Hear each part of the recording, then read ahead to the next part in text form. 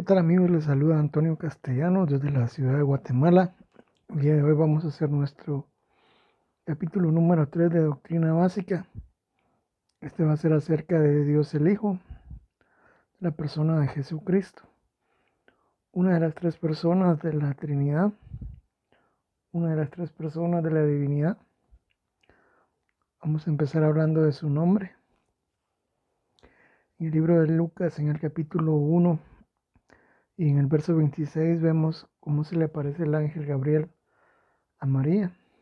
Dice así: al sexto mes el ángel Gabriel fue enviado por Dios a una ciudad de Galilea llamada Nazaret, a una virgen desposada con un varón que se llamaba José, de la casa de David, y el nombre de la virgen era María. Jesús nació bajo el linaje del rey David, bajo la descendencia del rey David según la carne. Vamos a hablar de este tema en específico más adelante. Ahora nos vamos a trasladar al verso 31, donde el ángel Gabriel le anuncia a María el nacimiento de Jesús y le menciona el nombre que debe ella colocarle, que como ella lo debe nombrar. Dice el verso 31: y ahora concebirás en tu vientre y darás a luz un hijo y llamarás su nombre Jesús. El nombre de Jesús, su traducción quiere decir Jehová es salvación o yo soy salvación. Continúa el ángel Gabriel hablando con María y le dice: este será grande y será llamado Hijo del Dios Altísimo. Será llamado Hijo del Altísimo, y el Señor Dios le dará el trono de David su padre. Nuevamente vemos acá como Jesús era parte de la descendencia de David, como Jesús venía por toda esta genealogía desde el rey David. Pero vamos a hablar acerca de ese tema más adelante. Ahora vamos a pasar a hablar acerca de la misión de Jesús. ¿Para qué venía este Jesús, este Salvador? Muchas veces yo soy salvación, Jehová es salvación, se interpreta como el Salvador, el que traería la salvación. El nombre de Jesús está puesto en relación a su función. Él venía con una misión, él venía a salvar al hombre, él venía a salvar a la humanidad. Más adelante veremos cómo Jesús tendrá un nuevo nombre cuando la predicación del Evangelio haya terminado, cuando todas las almas que han de ser salvas sean salvas. Jesús tendrá un nuevo nombre relacionado nuevamente a su nueva función. Vamos a tocar esos temas más adelante.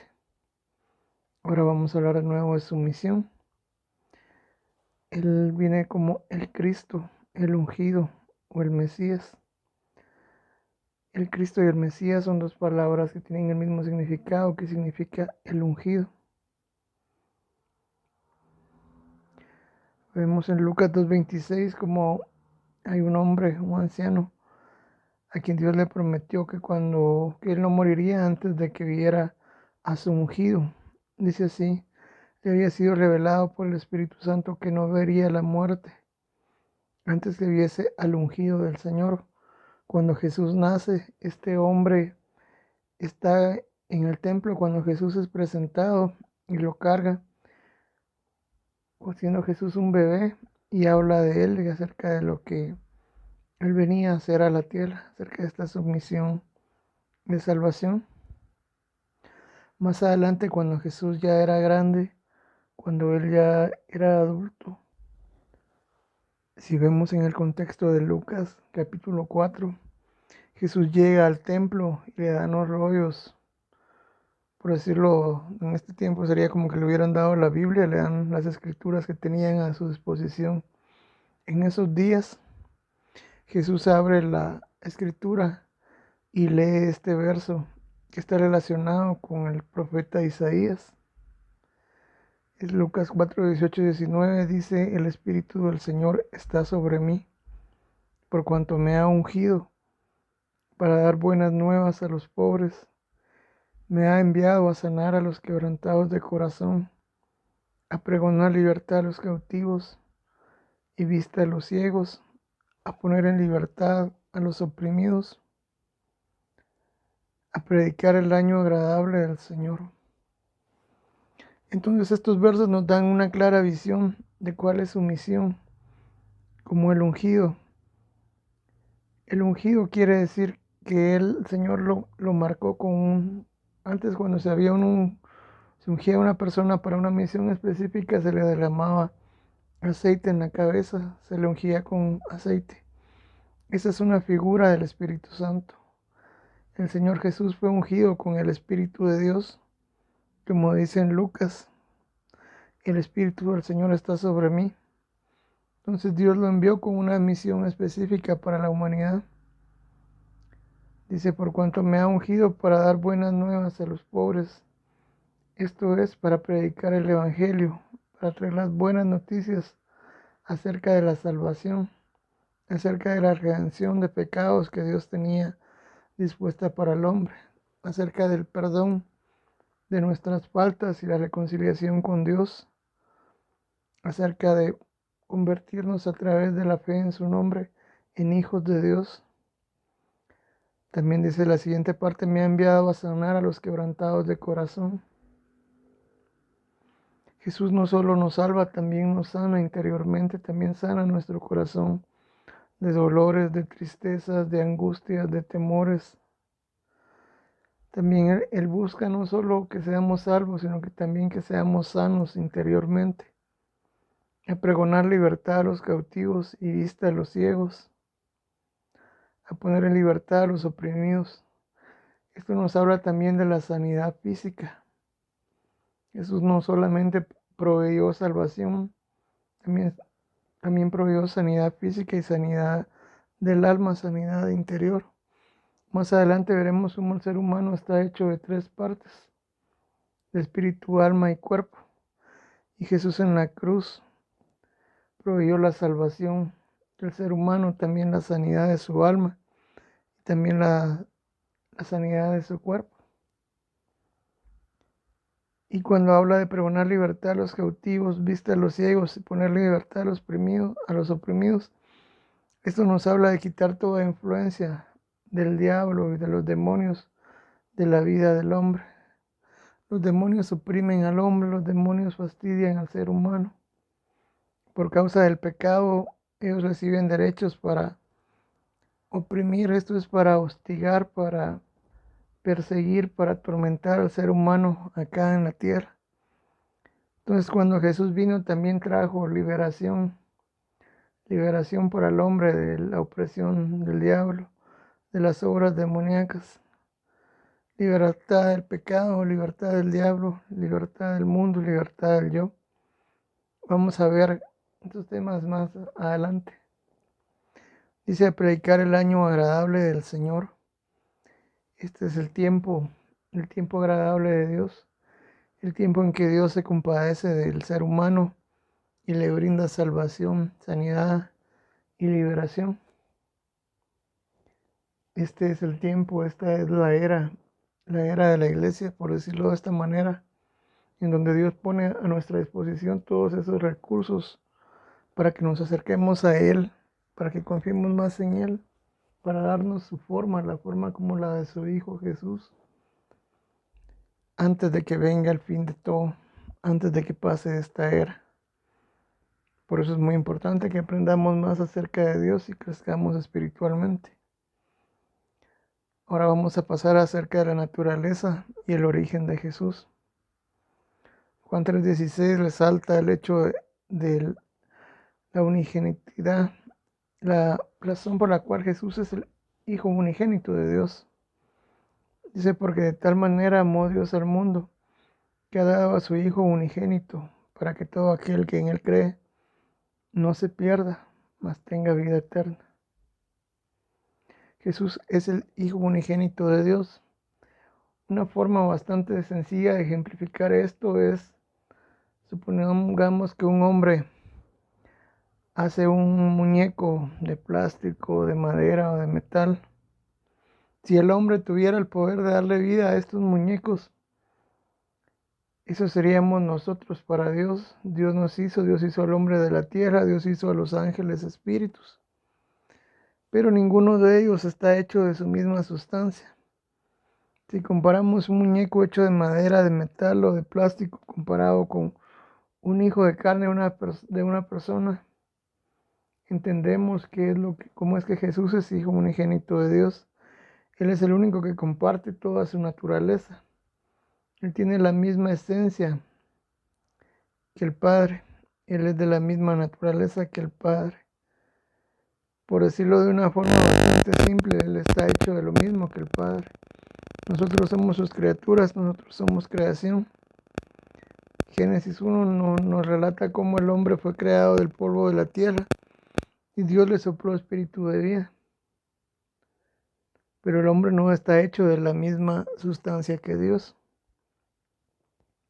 Vamos a ir a Hebreos 1, dice en su verso 1, Dios, habiendo hablado muchas veces y de muchas maneras en otro tiempo a los padres por los profetas, en estos postreros días nos ha hablado por el Hijo, a quien constituyó heredero de todo, y por quien asimismo hizo el universo. Esta es la parte que vamos a resaltar ahora, dice el cual, siendo el resplandor de su gloria y la imagen misma de su sustancia, y quien sustenta todas las cosas con la palabra de su poder, habiendo efectuado la purificación de nuestros pecados por medio de sí mismo, se sentó a la diestra de la majestad en las alturas. En pocas palabras, el autor del libro de Hebreos nos dice muchas cosas. Primero nos enseña que Dios hablaba antes a través de los profetas, pero que ahora se manifiesta a través del Hijo que es por quien hizo todo el universo y es el heredero del universo. ¿Para quién lo hizo? Que Él es su misma sustancia, que era lo que acabamos de comentar, y quien sustenta todas las cosas. Entonces acá vemos cómo el Señor Jesús es de la misma naturaleza que Dios. Y Él estaba antes de nacer acá en la tierra, Él ya estaba con Dios, Él estuvo con Dios desde el principio, desde antes de la creación. Acá empezamos a ver un tema bastante importante. Nos habla acerca de la purificación de nuestros pecados por sí mismo, por su sacrificio. Y nos habla que Él se sentó a la diestra de la majestad en las alturas. Nos habla de la nueva posición del Señor, de su nueva ubicación. Vamos a hablar de ese tema más adelante, únicamente vamos a hablar ahora un poco de su encarnación. Juan 1 dice, en el principio era el Verbo, y el Verbo era con Dios, y el Verbo era Dios. Este era en el principio con Dios. Todas las cosas por Él fueron hechas, y sin Él nada de lo que ha sido hecho fue hecho. Acá nos habla de Cristo, como Cristo estaba en el principio con Dios. Si vemos, hay una perfecta correlación entre lo que leímos en Hebreos 1 acerca de Dios creando todo a través de Cristo y para Cristo, y de Juan 1, donde dice que Cristo el Verbo, estaba con el Padre en el principio, y Él creó todas las cosas, y sin Él nada fue hecho. También luego se refiere Juan a Jesús como la luz, y cuando nos habla de que aquella luz venía al mundo, nos dice en el capítulo 9, aquella luz verdadera que alumbra a todo hombre, venía a este mundo. En el mundo estaba y el mundo por Él fue hecho, pero el mundo no le conoció. Vamos a pasar ahora al verso 14, donde dice, y aquel Verbo fue hecho carne y habitó entre nosotros, y vimos su gloria, gloria como el unigénito del Padre, lleno de gracia y de verdad. Acá vemos nuevamente cómo Jesús, siendo el Hijo unigénito de Dios, se hizo carne, se encarnó y vino acá a la tierra a cumplir la misión que Dios le había dado para sanarnos, para libertarnos, para salvarnos. Luego pasamos al verso 17, dice, pues la ley por medio de Moisés fue dada, pero la gracia y la verdad vinieron por medio de Jesucristo. A Dios nadie le vio jamás. El unigénito Hijo que está en el seno del Padre, Él le ha dado a conocer. En esto vemos nuevamente cómo está perfectamente correlacionado el libro del Evangelio según San Juan con el escritor del libro de los Hebreos,